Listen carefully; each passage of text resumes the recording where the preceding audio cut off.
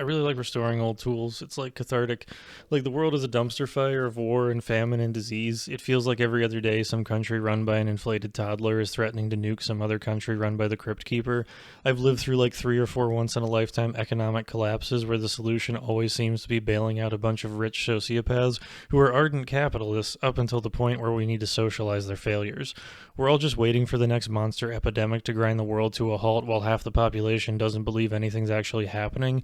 because an oligarchical class of rich old dickheads are so desperate to hold on to power, they just say whatever banal, unempathetic shit they can to turn their base into a weapon of hatred and ignorance. Meanwhile, my generation was raised by parents who didn't believe in actual communication and dealing with trauma, so now we're riddled with anxiety and panic attacks, while that same generation sits back calling us weak as a thin defense mechanism to hide their failures and their own unresolved traumas.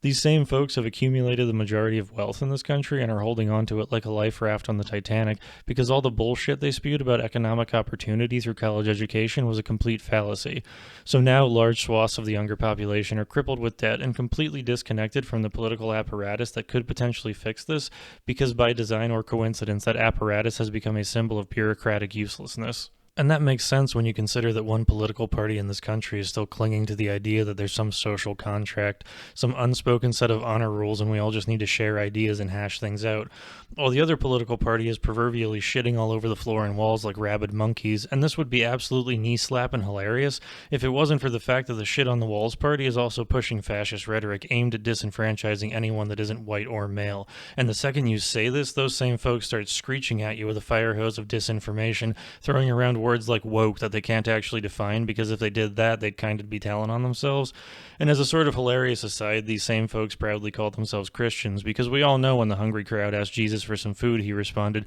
"Get a job, you lazy socialists." And all of this is broadcast directly into devices that we spend the majority of our day staring at, because if we stopped to realize that working a shit job for shit people to make shit money and live in a shit apartment was how we were going to spend the rest of our miserable lives, we'd go insane. So instead, we open our phones and watch random people living curated lives, and while a part of us knows this is all a facade, we still weaponize that theater against ourselves because of the aforementioned barrels of trauma and anxiety locked inside of our broken brains. And God forbid some of us have the self-awareness to vocalize any of this, to say, hey, I don't think sitting in an office filling in spreadsheets with bullshit numbers is actually creating anything other than capital for this soulless company that gives zero shits if I die tomorrow, because if we say that, then we're just lazy and ungrateful. We're killing mom and pop businesses that are the bread and butter of capitalist America. We shouldn't be worried about living fulfilled lives with the people we love, cherishing every second before what's left of our consciousness is flung into the objective nothingness. No, we should be creating capital for rich fucks that have spent billions of dollars into deluding the working class that they're special and they'll be rich too one day with some elbow grease and bootstraps.